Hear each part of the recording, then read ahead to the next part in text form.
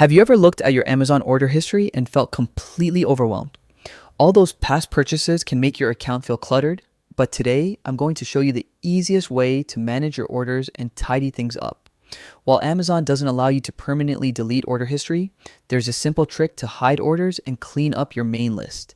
Here's how it works. Start by opening your web browser and going to Amazon.com. Sign in with your account credentials, and once you're in, head over to the Returns and Orders section, usually located in the top navigation bar. This is where you can see all your past purchases. Now, remember, you can't completely erase orders, but you can archive them.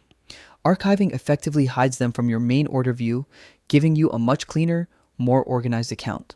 Go through your order list, find the ones you want to hide, and click the Archive Order button.